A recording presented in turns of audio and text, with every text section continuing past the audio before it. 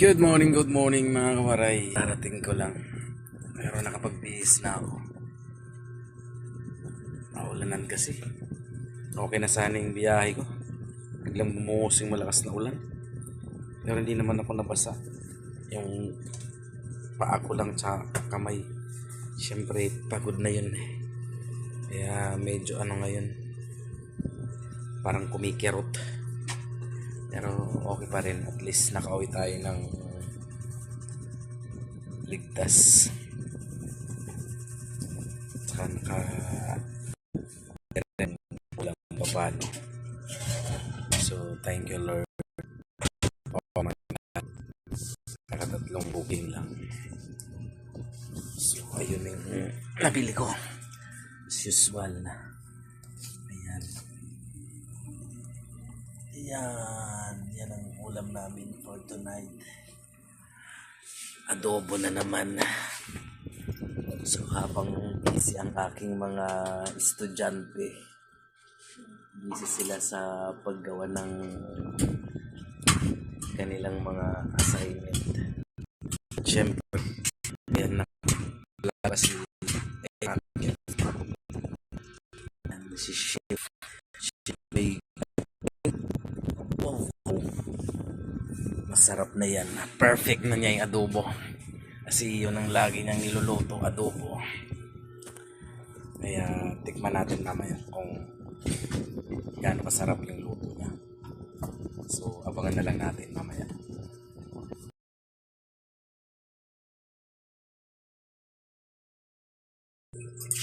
Pero bago ko tikman yung niluluto niya, patimpla muna ako ng kape para medyo kasi yung pakiramdam ko, kaya kahit pag gagabi na kape muna tayo.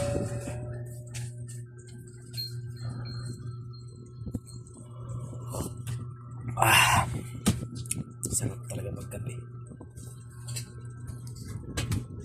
Coffee muna tayo.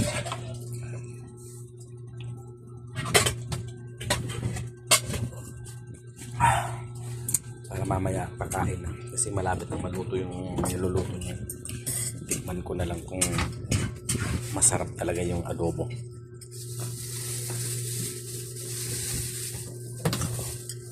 Ito muna yung titikman ko, kape. So malapit na. Pakain na lang natin.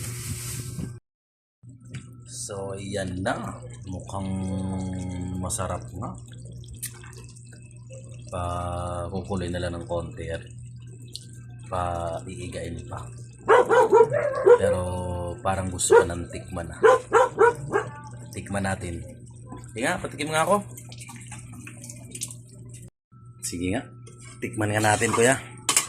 Kung ano yung lasa.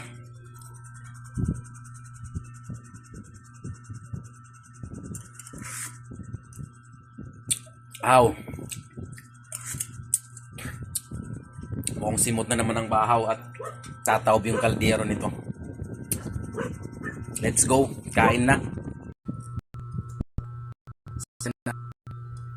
Tikman na natin yung lasa.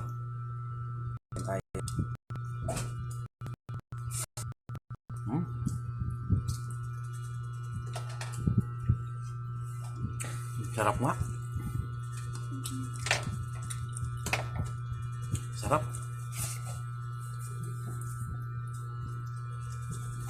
Taob talaga yung kaldero nito.